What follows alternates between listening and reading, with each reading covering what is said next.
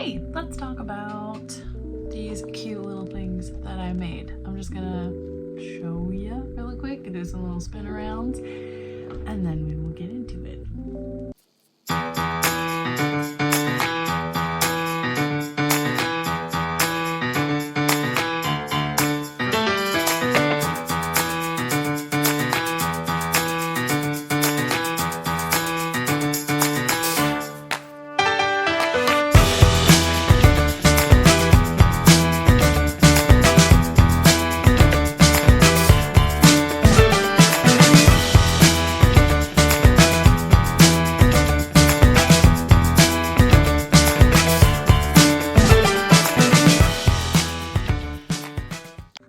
Okay, so first things first.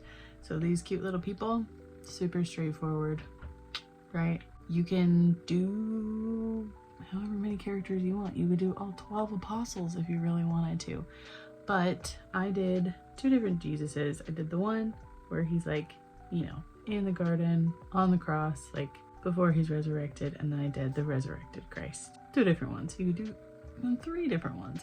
Next year I'll probably do the Last Supper, have a table and everything, so that would be really fun. But I did a couple of ladies, you know, like Mary and a friend, and then I gotta fix this guy. He's got a little rough, but an angel. Technically there's two angels, like I said, just crunch for time, it's fine. So angel, cute little apostles, Peter, James, John, and I don't know, Peter, whatever, Peter, James, John, Matthew, Mark, you know, whichever ones you want to do.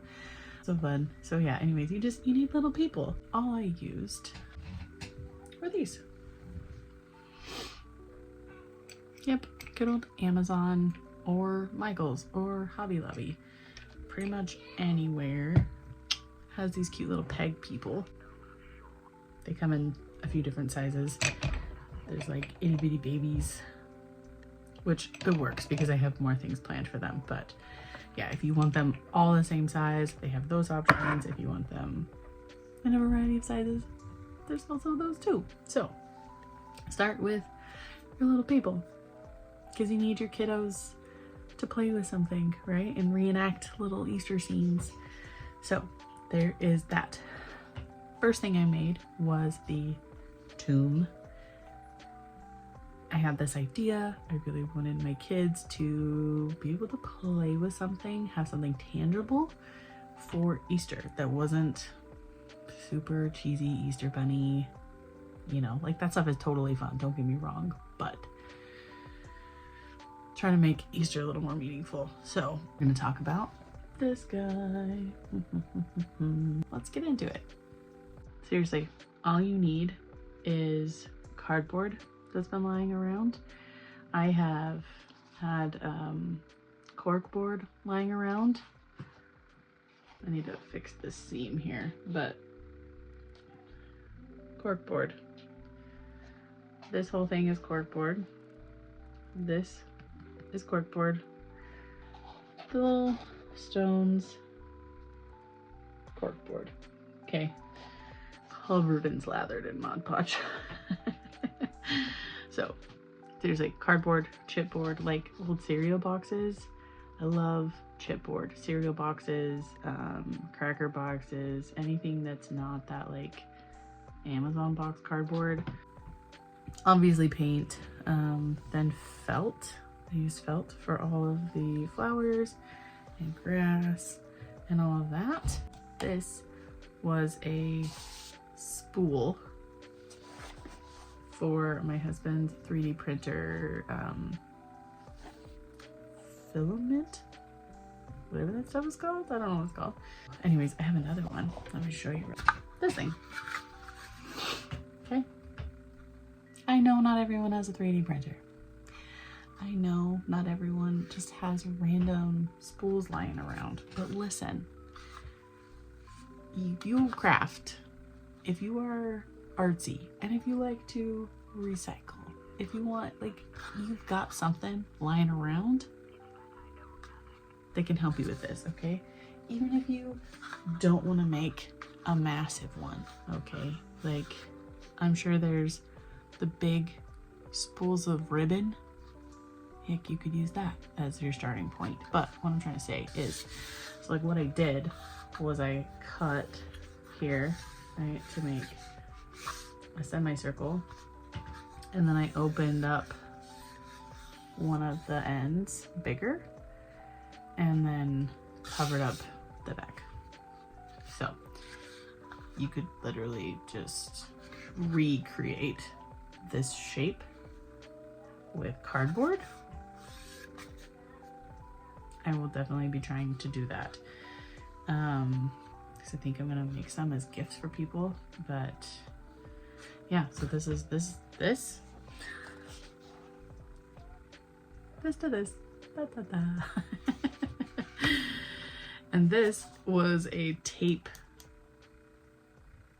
cardboard. Like, you know when you run out of tape, like masking tape, that's what this is. Do you see it? That's what that is. And then I just used chipboard and like layered it with some stuff. So anyway, and lots of hot glue. Lots of hot glue. So there you go. We've got cardboard, chipboard, corkboard, felt, hot glue, Mod Podge. I don't know if I already said that, but yeah. It's really simple, actually. It's really simple when you break. And you know what? The majority of people just kind of have stuff lying around. Okay, let's talk about this one. I am a raccoon. I keep lots of trash, okay? It's just, yeah, let me do it, okay? So, I had a project where I used a bunch of foam, like those thin foam crafting sheets. I don't know what else to call them, but anyway, I had a bunch of that. And this tree is literally just like a toilet paper roll with tape, hot glue, and I just, guys, like, do you see any super straight lines? No, you don't, because does a tree have super straight lines? Just go outside and look at the trees. Just go look at the trees, okay? Trees are organic and not perfectly straight, so you don't have to cut straight. It's amazing. So anyway, you just cut all these squiggly little bark shapes, layer it on there. Okay, that's what I did. And this right here, this is a glob of hot glue. Yep, my hot glue gun decided to just throw up everywhere, and I was like, well, what am I gonna do with that? Rock. And then obviously felt. And then I painted, this is a paper plate actually. My kids were painting something green.